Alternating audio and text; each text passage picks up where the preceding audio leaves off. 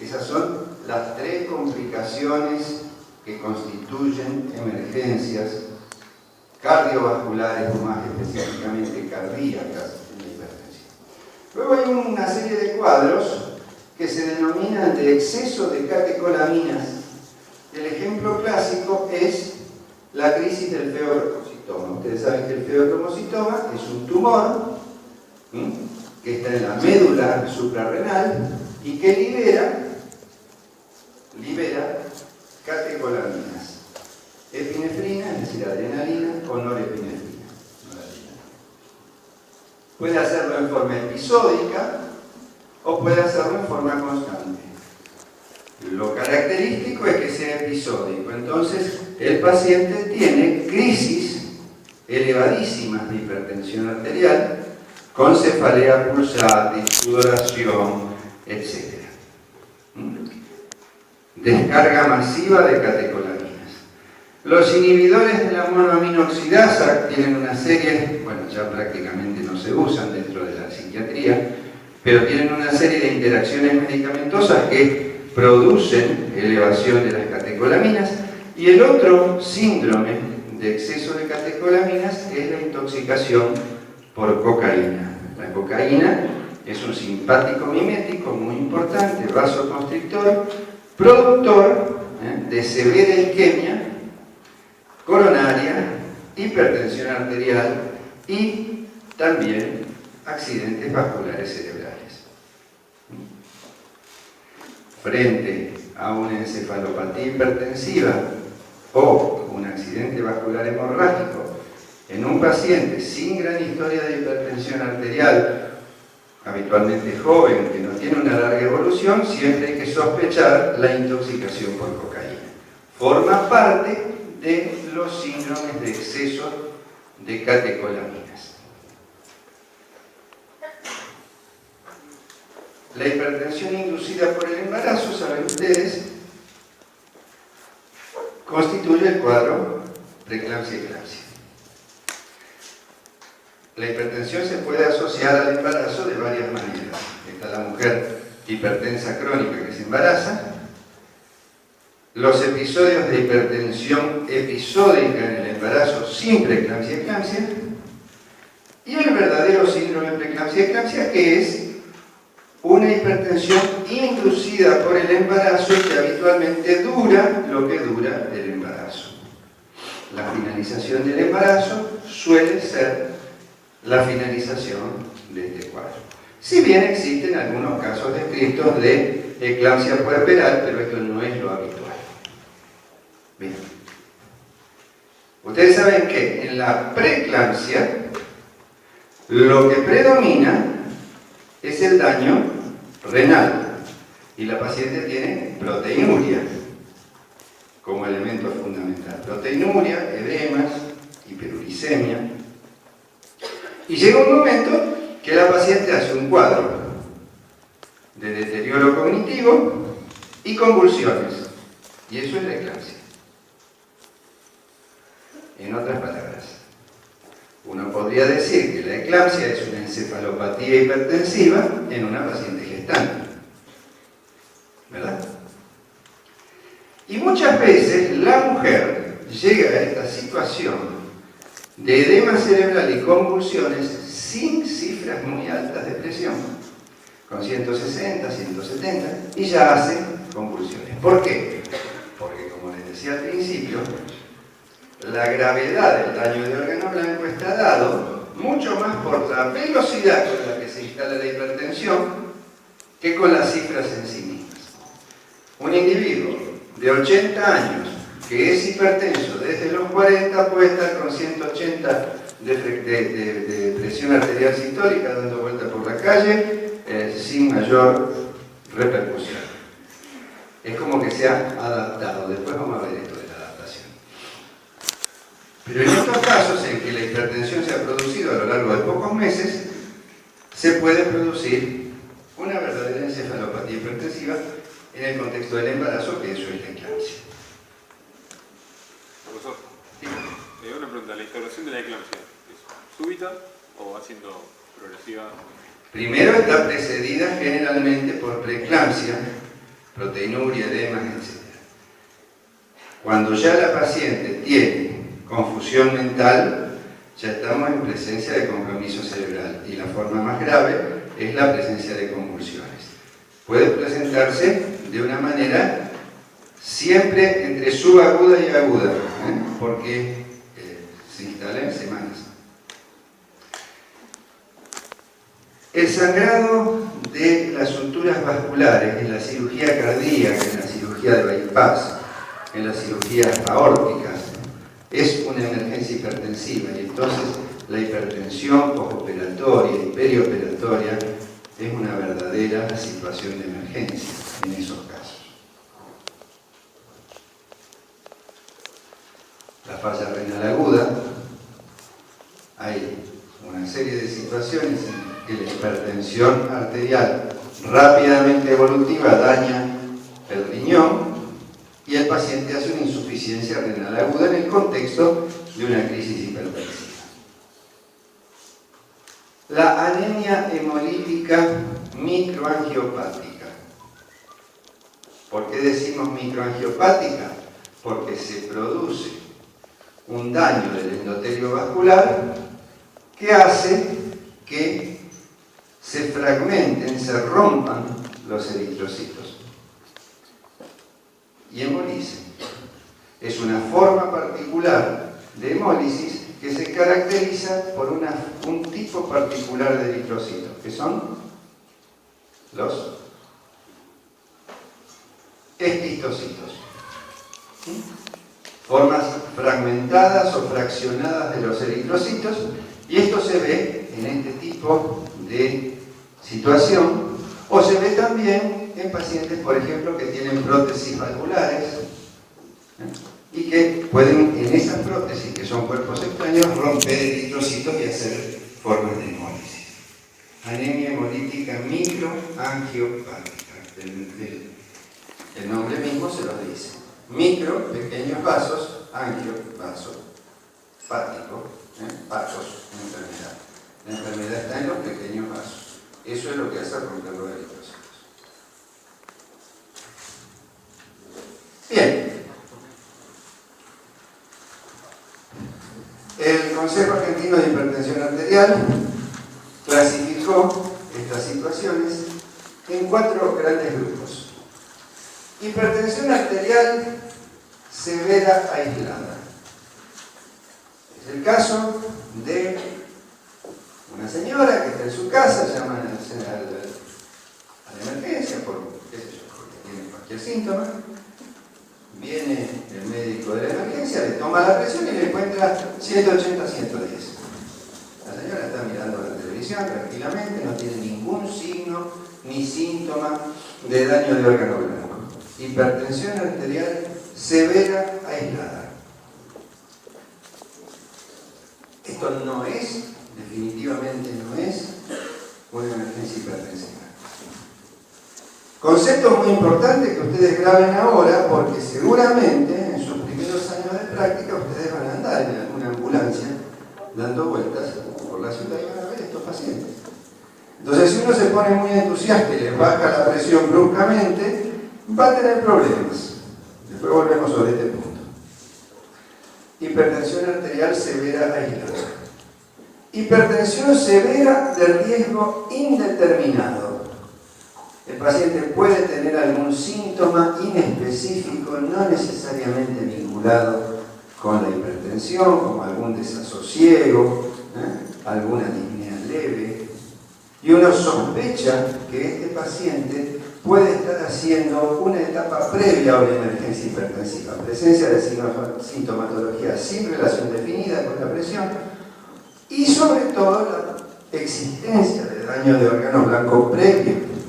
Si el paciente ya tiene hipertrofia ventricular, si el paciente ya tiene dilatación ventricular, es un paciente para un control más cuidadoso. Emergencias clínicas asociadas a la hipertensión. Ese es el caso de los accidentes cerebrovasculares. En realidad, allí la hipertensión es un epifenómeno. es un epifenómeno, ya se ha producido el daño vascular y el paciente hace hipertensión, y la gran discusión acá es qué hacer con esa presión. Tema de enorme controversia. Yo prefiero hablar de ataque cerebral o de enfermedad aguda cerebrovascular, que es más vasculocerebral que cerebrovascular, porque llamarlo accidente, ustedes saben que el lenguaje es siempre ideológico, no son accidentes.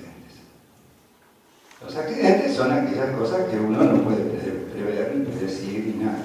¿Sí? Me caiga esto en la cabeza, sería un accidente. Ahora, si un paciente tiene una hipertensión sostenida a lo largo de mucho tiempo y un día hace un accidente vascular cerebral, bueno, eso no es un accidente, eso es una enfermedad cerebrovascular asociada a hipertensión. Y las verdaderas emergencias hipertensivas. Entonces, uno diría, las hipertensiones severas de riesgo indeterminado son un grupo de situaciones en las cuales, debido a la probabilidad de evolución hacia un cuadro de emergencia hipertensiva o clínica asociada con hipertensión, se requiere la realización de algunos estudios especiales o bien de una observación clínica prolongada. A este paciente eventualmente se lo podrá tener algunas horas en la sala de guardia, en la sala de cuidados intermedios, hasta la estabilización de la presión. Las emergencias clínicas asociadas a la hipertensión son situaciones que ponen en riesgo inminente la vida del paciente, en las cuales la presencia de hipertensión constituye un fenómeno asociado, pero su participación en la génesis y progresión del cuadro es variable. Bueno, si hay tema discutido en el neurointensivismo, es qué hacer con la presión en el accidente vascularístico. Recuerdo que un neurólogo americano solía terminar la conferencia sobre manejo de la presión arterial en el ictus isquémico y ponía una foto de dos abogados de un estudio que se llamaba Morgan y Brown, por ejemplo. Y entonces decía, este es un estudio de abogados dedicado a juicios de mala praxis. Morgan se dedica a hacerle juicio a los que bajan la presión y Brown se dedica a hacerle juicio a los que no bajan la presión. O sea que usted tiene que elegir quién prefiere que le haga el juicio. Esto es un chiste. Pero la cuestión es muy discutida porque bajar mucho la presión en el contexto de un fenómeno isquémico puede aumentar el área que se llama de penumbra isquémica, que está alrededor de la zona verdaderamente isquémica. Y si uno no baja la presión lo suficiente, puede transformar en hemorrágico un episodio isquémico. Entonces la cosa se pone bastante difícil. Se ha logrado un cierto consenso en lo siguiente. Si la presión arterial en el momento del ictus es menos de 180 o menos de 110 para presión sistólica y presión diastólica, no tocar la presión, dejarla así. En los primeros días la situación clínica se va estabilizando y la presión tiende a normalizarse. Si la presión arterial está entre 180 y 120 la sistólica, perdón, 180 y 220 la sistólica, o 110 y 120 la diastólica, acá hay que plantearse si el paciente tiene posibilidad de hacer trombolisis o no tiene posibilidad de hacer trombolisis. Posibilidad, ¿qué quiere decir? Estar en un centro donde se le pueda hacer trombolisis y estar en el periodo de ventana de 6 horas, algunos dicen hasta 12, pero sobre todo de 6 horas, que permita hacer trombolisis. Si el paciente no tiene chance de hacer anticoagulación o trombolisis, no tocar la presión. Pero si va a hacer anticoagulación o trombolisis, allí la indicación es hacer labetalol, ahora vamos a ver las drogas, o eventualmente nitrocruciato y bajar la presión arterial. Lo mismo pasa si la presión arterial sistólica es de más de 220 y la diastólica de 120 a 140. Y si la presión arterial es más de 140 de diastólica, la indicación es nitrocruciato de sodio. Ahora, ¿a qué presiones nos proponemos llevar al paciente? Bueno, si el paciente es un hipertenso previo, 170 a 160 la sistólica y entre 90 y 100 la diastólica. Si no era un hipertenso previo, 150 y entre 90 y 85. Lo mismo que si le hicimos trombolisis como presión post-trombolisis. No me preocupa que recuerden con exactitud las cifras de cada una de estas etapas. Esto es un tema, repito, muy controvertido. Estas son las recomendaciones del Consejo Argentino de Hipertensión Arterial, pero están en plena discusión. Lo que sí tienen que saber es que el manejo de la presión arterial en el ictus isquémico tiene que ser muy cuidadoso y nunca bajar bruscamente la presión porque podemos empeorar el cuadro. ¿Ok? ¿Sí?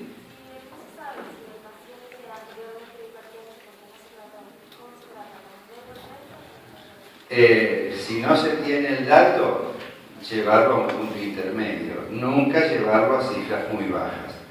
Nunca menos de 150. Y puede oscilar entre 150 y 170 la diastólica, con un control estricto. Si uno no tiene el dato previo, la cosa se hace más difícil. Bien.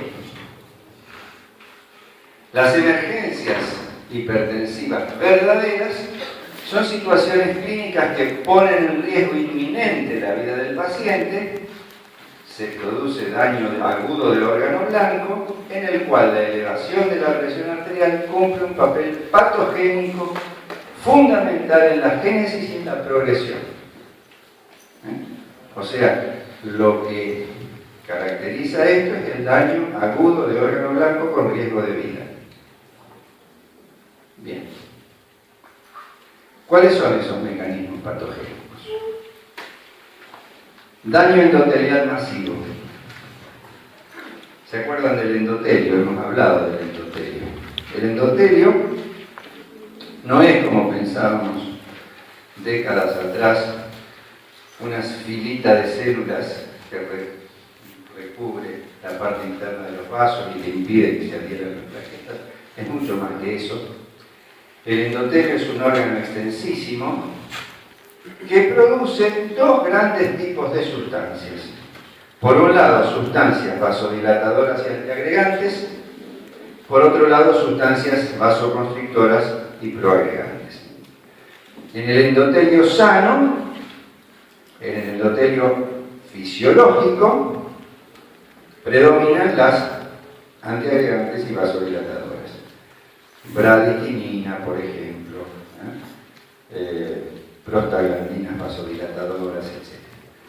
Cuando el endotelio se daña, por la causa que sea, empiezan a predominar las sustancias proagregantes y vasoconstrictoras, angiotensina 2, endotelina, tromboxano. Daño endotelial masivo. Liberación de sustancias vasoconstrictoras y proagregantes justamente derivadas del endotelio, esto que acabamos de decir. Necrosis fibrinoide de los pequeños vasos. Si uno hace una biopsia, por ejemplo, de riñón o de los vasos periféricos de los pequeños vasos, ve un fenómeno que se llama necrosis fibrinoide. Natriuresis forzada. Hay un fenómeno que describió Arthur Guyton, que está en los libros de fisiología, que se llama natriuresis por presión. Es decir, cuando aumenta la presión, aumenta la excreción de sodio. En general, hay algunos individuos que están genéticamente preparados para aumentar la excreción de sodio significativamente cuando aumenta la presión. Eso se llaman moduladores. Y hay otros que no aumentan la excreción de sodio en relación directa con el aumento de la presión. Y estos se llaman no moduladores. Y a esto le sube en forma muy importante la presión. Pero el fenómeno de natriuresis por presión se produce generalmente en el contexto de las emergencias. Y por supuesto, la activación del sistema renina-angiotensina-aldosterona, renal y extrarrenal. Por lo cual,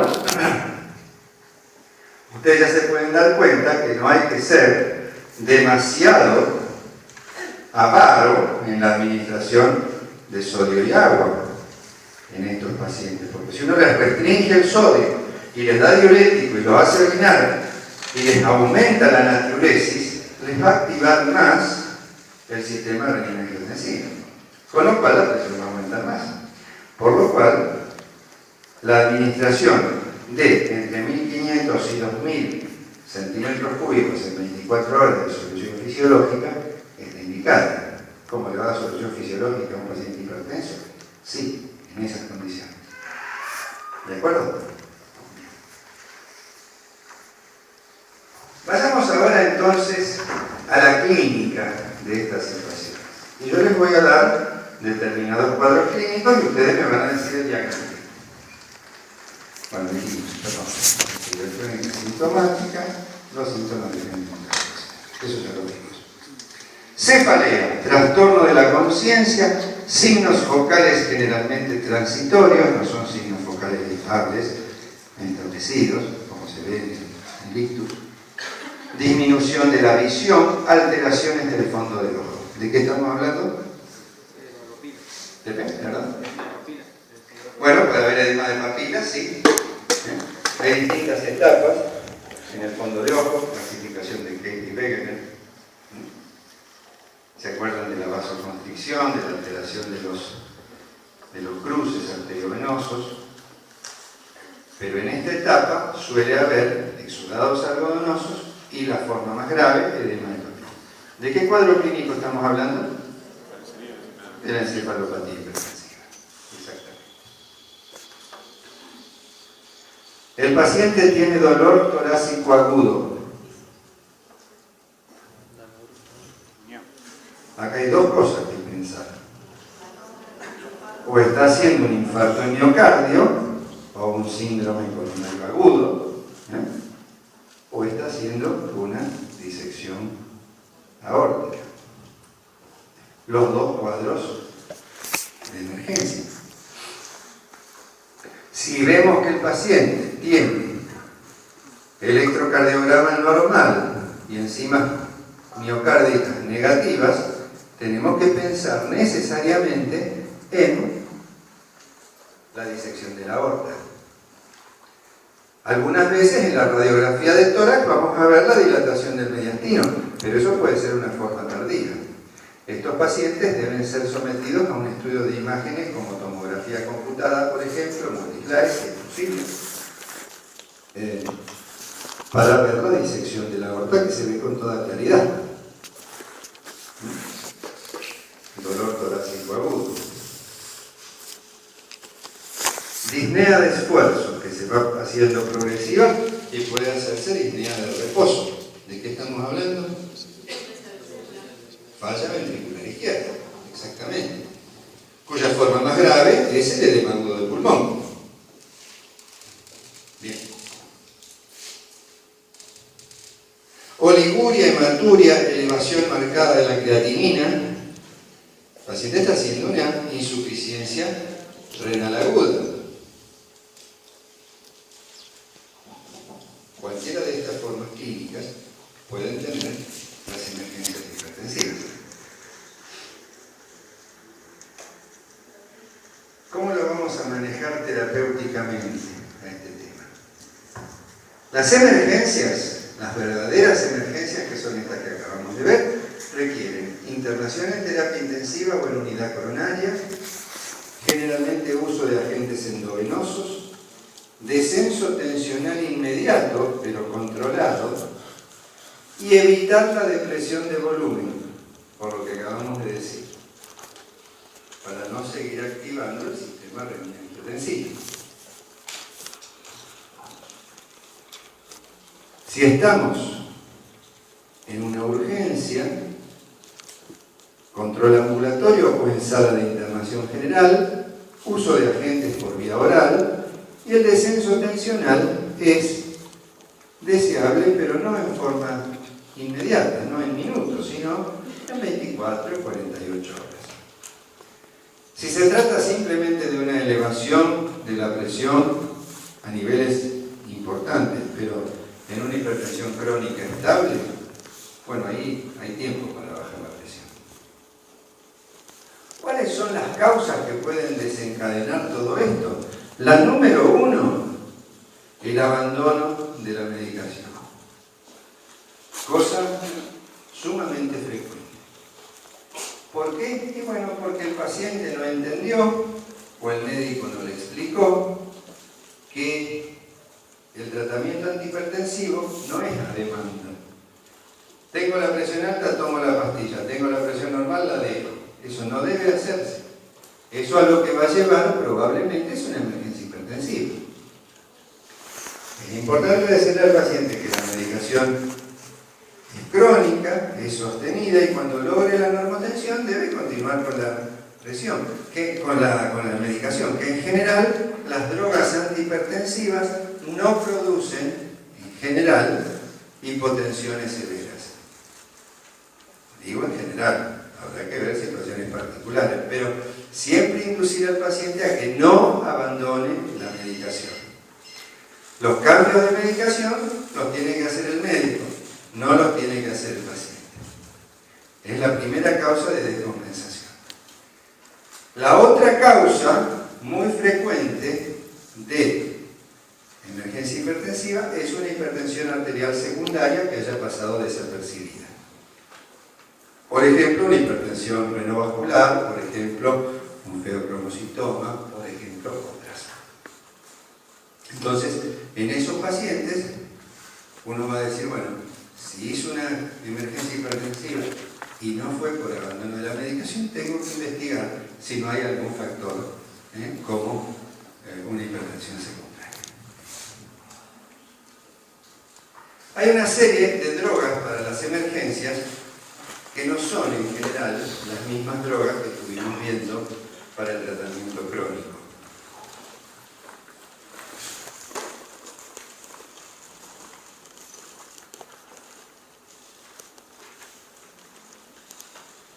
Deliberadamente, hay algunas en color verde, algunas en color blanco. Las que están en color blanco no están disponibles en el mercado argentino para uso endovenoso. Las que disponemos fundamentalmente en el mercado argentino son las de la izquierda: labetalol, esmolol, nitroprusiato de sodio, fentolamina y alguna más que después vamos a ver. Fenoldopam, hidralacina, nicardipina para uso en emergencias no tenemos disponible en el país. El labetalol. ¿Qué saben ustedes del labetalol? Es un alfa-beta-bloqueante. Exactamente. ¿Se acuerdan de algún otro? Carvedilol. Pero el carvedilol es una droga que se utiliza por vía oral para el tratamiento crónico, sobre todo de insuficiencia cardíaca, menos de hipertensión arterial, aunque se utilice. Porque para tratamiento de hipertensión arterial en carvedilol hacen falta dosis bastante altas. Bloqueante alfa-beta, la relación es 1:7, 7 veces más beta que alfa.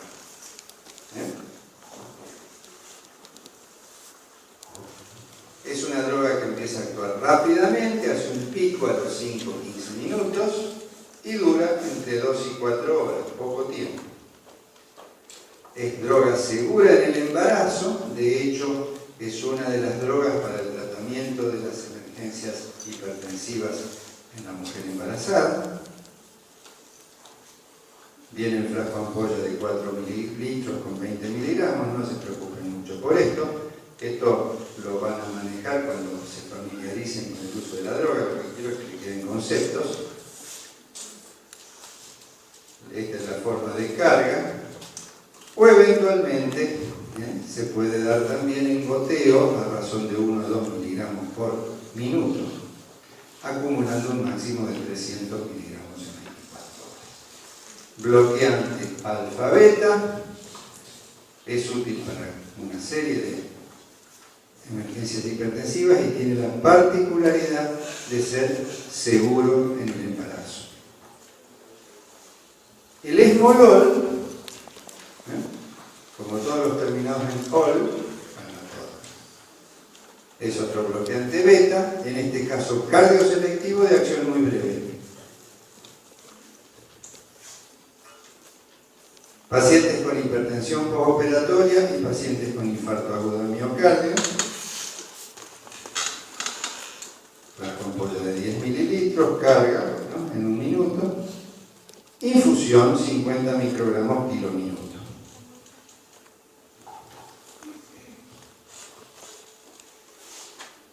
El nitrocruciato de sodio es una droga muy utilizada en emergencias hipertensivas, es muy útil, pero tiene sus riesgos y debe ser utilizada con mucho cuidado. Desde el punto de vista de su mecanismo de acción, es un vasodilatador arterial y venoso. El hecho de que sea un vasodilatador arterial y venoso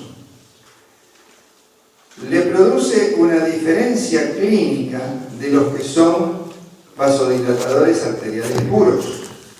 ¿Cuál es esa diferencia clínica? La vena tiene mucha más capacidad. Aumento de retorno venoso. Claro, y entonces desde el punto de vista clínico, ¿qué es lo que pasa o que no pasa? La disminución de la presión. Si nosotros tenemos un vasodilatador arteriolar puro, generalmente, si es de acción corta, se produce activación simpática con taquicardia refleja. Cuando es un vasodilatador arteriolar y venoso, como se acumula líquido en el lecho de capacitancia, no se produce significativamente una taquicardia refleja o activación simpática. Empieza a actuar en segundos. El goteo tiene que ser muy cuidadoso, en lo posible con bomba, porque si se abre el goteo rápidamente, la presión se puede ir a cero. Es muy potente como hipotensor y de muy rápida acción. Y tiene una acción muy breve, y si nosotros cerramos el goteo, prácticamente en segundos también deja de actuar. Pero esta es una precaución que siempre hay que tener. El nitrocruciato de sodio no se debe hacer, por ejemplo, en una sala de internación general. Es para hacerlo en terapia intensiva o en unidad coronaria. Ese es el ritmo de infusión. Hay que tener en cuenta que el paciente tenga función renal y hepática normal. ¿Por qué? Porque la toxicidad es seria. Intoxicación por tiocianato, que da acidosis metabólica y una repercusión hemodinámica importante. Otra cosa a recordar es que aumenta la presión intracraneana. Aumenta la presión intracraneana. Es un polvo liofilizado que debe diluirse y además es fotodegradable, por lo cual hay que proteger de la luz. Es decir, rodear tanto el frasco como la tubuladura de un material para evitar que la luz degrade la droga. Proteger de la luz. La fentolamina es un bloqueante alfa-adrenérgico, alfa puro. Ya casi no se usa, pero ahora les voy a contar para qué se usaba. De elección en estados de exceso de catecolaminas y tiene un efecto inmediato. Cuando no se disponía de la determinación de catecolaminas en los pacientes con feostromocitoma, se hacía una prueba diagnóstica a la cual se le llamaba prueba de regitina. La regitina era el nombre comercial de la fentolamina, que era inyectarle 5 miligramos en bolo al paciente, y si se producía una caída marcada de la presión, eso prácticamente le ponía el diagnóstico de feocromocitoma. Bueno, esta prueba ya no se hace porque la determinación de catecolaminas está accesible. Se puede utilizar en algunas circunstancias en los estados de aumento de catecolaminas, como crisis de feocromocitoma o intoxicación por cocaína. Las no disponibles en el mercado argentino son fenoldopan, que es un agonista dopaminérgico, aumenta el flujo renal y la excreción de sodio. Hidralazina, un vasodilatador directo, existía por vía oral, asociada a otras drogas, ya no se usa más, y podía dar como efecto colateral un síndrome lupus-like. Tiene un efecto hipotensor prolongado e imprevisible, puede usarse en el embarazo, no está disponible en nuestro país para vía endovenosa. Y la nicardipina, que es un calcio antagonista de acción fundamentalmente cerebral, algo menos coronaria, pero sobre todo cerebral. Vasodilatador cerebral por bloqueo cálcico, no está disponible por vía endovenosa.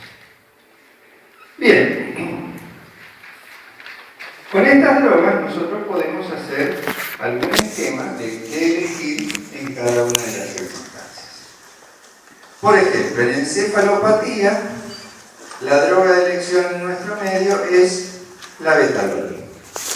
¿Se puede usar nitroprusiato? Podría usarse en situaciones en donde no haya buena respuesta a la betalol, pero es riesgoso porque aumenta la presión intracerebral, por lo cual se prefiere la betalol. En el edema agudo del pulmón, nitroprusiato de sodio, nitroglicerina, que ahora la vamos a ver. La nitroglicerina es una droga para los cuadros isquémicos cardíacos, diurético de asa, fundamentalmente furosemida. En la isquemia miocárdica, nuevamente la betalol, esmolol, que es el betabloqueante de acción corta, asociado eventualmente a nitroglicerina. En la disección aórtica, bueno, acá en la disección aórtica tiene mucha importancia el hecho de dar una droga que no tenga activación simpática. Por eso la betalol, que es bloqueante alfa-beta, y nitroprusiato de sodio son drogas de elección, porque ustedes se imaginan que si nosotros a un paciente que está disecando su aorta le damos un vasodilatador arteriolar que le provoca taquicardia y aumento de la fuerza contráctil, lo más probable es que siga disecando o empeore la disección. O sea, hay que darle una sustancia que no provoque activación simpática refleja. La betalol, nitroprusiato, esmolol pueden ser drogas utilizables. En la eclampsia, la betalol como antihipertensivo de elección, dijimos, seguro en el embarazo, el más seguro de todos. Y para el tratamiento crónico de la hipertensión en el embarazo, crónico, no ya la emergencia hipertensiva, ¿cuál es la droga más segura? Alfa-metildopa. Es decir, los agonistas alfa centrales, alfa-metildopa, clonidina, sobre todo alfa-metildopa. Que hoy por hoy, en una época, en la década del 70 y del 80, sobre todo del 70, hasta la aparición de los inhibidores de la enzima de conversión, la alfa-metildopa era la droga antihipertensiva más usada. Hoy por hoy, con las nuevas drogas, inhibidores de la enzima, antagonistas de receptores, calcio antagonistas, etc., ha quedado relegada, pero su indicación fundamental sigue siendo la hipertensión crónica del embarazo. En la eclampsia, droga de elección, la betalol. En el fallo renal agudo y en la anemia microangiopática, diuréticos de asa.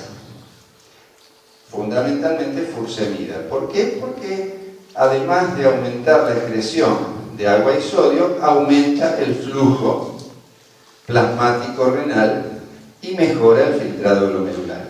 A diferencia de los otros diuréticos, que son los diuréticos tiazídicos, que hacen exactamente lo contrario. Disminuyen el flujo plasmático renal y disminuyen algo el filtrado. Los diuréticos tiazídicos para la hipertensión crónica, los diuréticos de asa para estas situaciones en donde puede haber sobrecarga de volumen en la falla renal aguda o en el edema agudo del pulmón. En los estados de exceso de catecolaminas, la betalol y fentolamina, el orden debería estar al revés, y en el caso de intoxicación por cocaína, que es un estado de hipercatecolaminemia, fentolamina, la betalol, y se pueden utilizar también bloqueantes cálcicos de verapamil o de diltiazem, nicardipina, otro bloqueante cálcico del grupo de las dihidropiridinas, y habitualmente asociados a una benzodiazepina, no como antihipertensivo, sino como sedante. Bueno, esto es un esquema, una tabla. Algunas cosas a destacar, que ya las hemos dicho. El nitroprusiato se puede usar en la mayoría de las emergencias, pero tener en cuenta la intoxicación por tiocianato y la hipertensión endocraniana. La fentolamina produce taquicardia, puede producir angina de pecho y está indicada para el exceso de catecolaminas. La nicardipina, la mayoría de las emergencias, excepto insuficiencia coronaria aguda, puede dar taquicardia, cefalea, flashing, flebitis local. Fenolopam no tenemos. La nitroglicerina es la droga para la isquemia coronaria, ¿no? Puede dar metahemoglobinemia. El esmolol, hipertensión perioperatoria severa, como todos los beta-bloqueantes, tener en cuenta que bajan la frecuencia, tienen un efecto cronotropo negativo, producen bradicardia, y además prolongan la conducción AB y pueden llevar al bloqueo auriculoventricular. El labetalol, bloqueante alfa-beta, en encefalopatía hipertensiva, en isquemia aguda de miocardio, en crisis adrenérgicas, en eclampsia, como buen beta bloqueante que es, en definitiva, puede producir un oncoespasmo y bloqueo AB también. Y la hidralazina, que no la tenemos, es otra de las drogas para la eclampsia. Bien. Me quiero detener un poquito en la famosa nifedipina por vía sublingual. Digo famosa porque no debe haber médico que ande dando vueltas en un servicio de emergencia que no ande con la nifedipina en el bolsillo, que es una capsulita que se la da al paciente, le rompe la capsulita debajo de la lengua. Primer error, no se absorbe por vía sublingual, en realidad el paciente lo traga y lo absorbe por vía digestiva. Eso lo demostraron los suizos, que le pusieron medio traumático, ¿no? Le pusieron un balón en el esófago al paciente y vieron que dándole sublingual no se absorbía la nifedipina. Se absorbe por vía digestiva. Pero eso no es lo más importante. Lo más importante es que la presión arterial puede bajar de una manera brusca. Hablo de nifedipina de acción corta. La nifedipina retal puede utilizarse para el tratamiento crónico, pero este famoso reflejo condicionado, tiene presión alta, abre la boca, pum, te rompemos la capsulita, eso puede ser muy peligroso. La nifedipina sublingual es un potente hipotensor. Desde el punto de vista de su efecto vasodilatador, es un vasodilatador arteriolar, no arteriolar y venoso. Por lo tanto, produce activación simpática refleja, taquicardia, sobre todo porque tiene acción muy breve, a diferencia, por ejemplo, de la forma rectal o de la amlodipina, que produce este efecto mucho menos. No se absorbe por vía sublingual, sino por vía digestiva, esto ya lo dijimos. Comienza a actuar en 5 a 10 minutos, hace su pico a los 30 a 60 minutos y su efecto dura 6 a 8 horas. Entonces, a la viejita que está mirando la novela, el médico vino y le puso y a los 10 minutos le tomó la presión y dijo: soy un fenómeno tratando hipertensión. La llevé de 180 a 120 a 120 a 80. Fantástico, se va muy contento. La viejita, cuando termina la novela y se levanta a apagar el televisor, ¡pum!, se cae redonda y hace una fractura de cadera, un accidente vascular isquémico o alguna cuestión por el estilo. Esta historieta puede durar hasta 6 a 8 horas. O sea que cuidado. Activación simpática, como ya dijimos. Efectos colaterales graves, que son estos que estamos hablando. Su uso, dijo el Comité Asesor Cardiorrenal de la Food and Drug Administration de los Estados Unidos, la Administración de Drogas y Alimentos, su uso en forma de tratamiento de las elevaciones agudas de la presión arterial debe abandonarse. ¿Ok? Muy importante.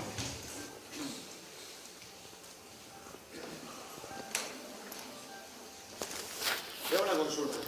¿Hay que utilizarlo o no? ¿No hay que utilizarlo?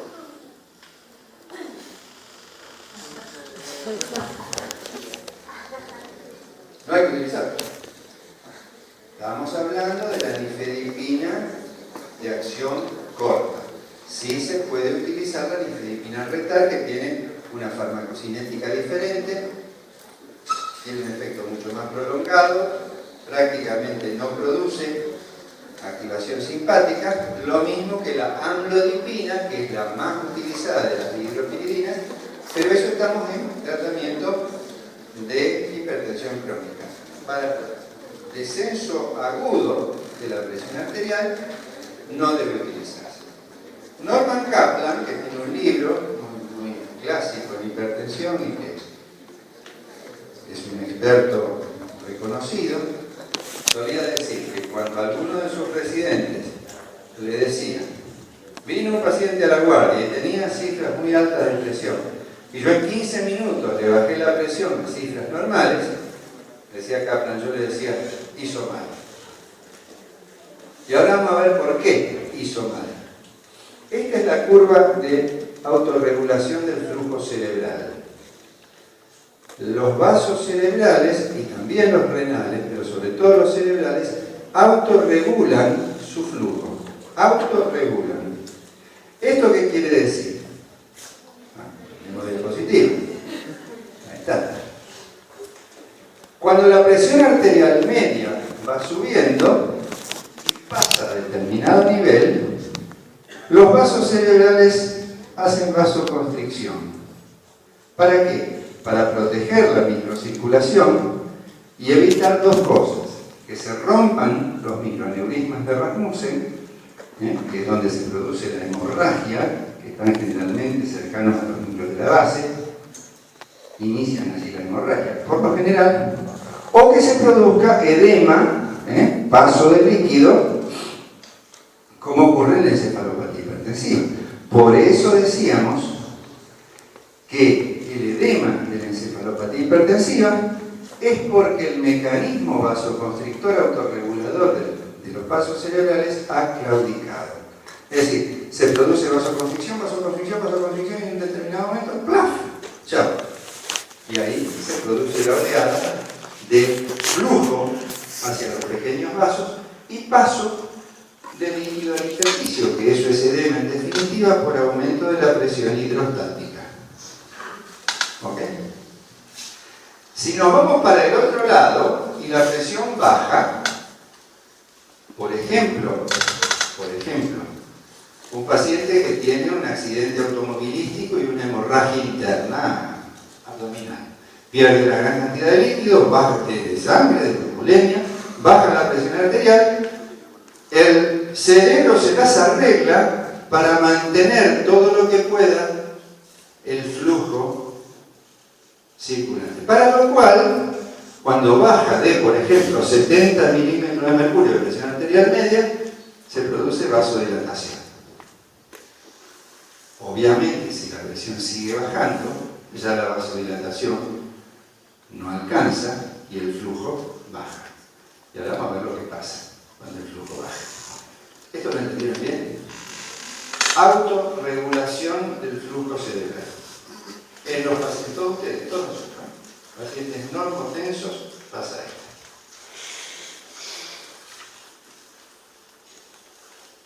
¿Qué ha pasado? En los pacientes hipertensos crónicos, la curva se desplaza hacia la derecha. ¿Qué quiero decir con esto? El paciente está adaptado a cifras más altas de presión, ¿no? Y entonces, por ejemplo, está acá y mantiene un flujo adecuado, con presiones altas. Si yo me pongo enérgico y le bajo y le llevo la presión para este lado, con una presión bastante normal, le produzco hipoflujo. Hipoflujo. Una de las cosas que le puede pasar a la viejita es que ¡pum! Se cae, se fractura. O si no, puede tener daño cerebral. ¿Por qué? Porque si se rompe la autorregulación, caemos en esta zona. Y esa zona es la zona de peligro. El flujo cae. Y hay una primera etapa, cuando el flujo está en 15 a 20 mililitros por cada 100 gramos de tejido por minuto, no importa.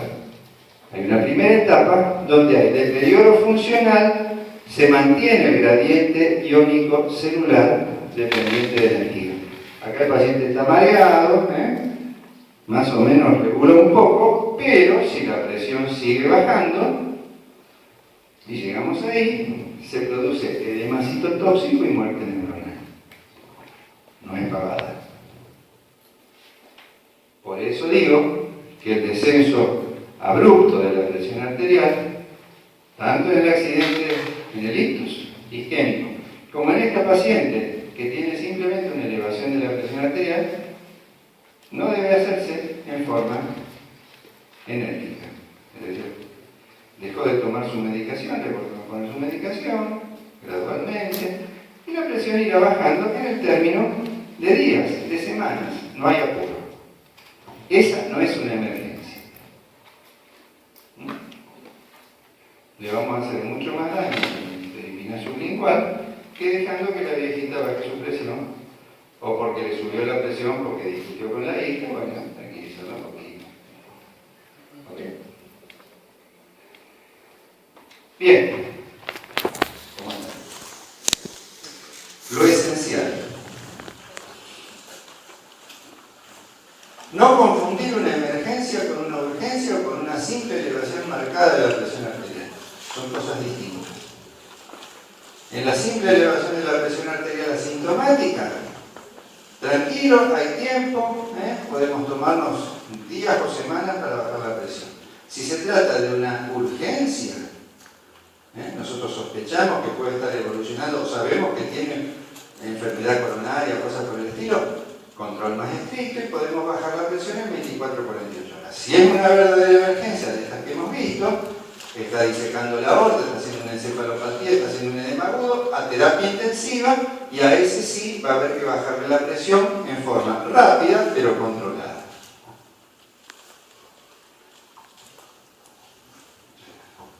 Solo en las emergencias debe bajarse rápidamente la presión. Elegir el hipotensor de acuerdo al órgano blanco afectado. No es lo mismo que estemos tratando una encefalopatía que un infarto agudo, que una disección, que un edema agudo del pulmón. En base a eso vamos a elegir las drogas. Preferiblemente drogas endovenosas de acción breve, titulables, y cuando el paciente se estabilizó, vamos a ir haciendo un switch, un cruce a drogas por vía oral para restituir su medicación y cuando esté bien estabilizado pasarlo a vía oral completamente y se irá a su casa. En urgencias hipertensivas, que no requieren internación en áreas críticas, preferir drogas por vía oral, que generalmente son las mismas drogas que se utilizan para el tratamiento crónico que ya estuvimos viendo. Y finalmente, para que no quede duda, no utilizar nifedipina de Exentor. Okay.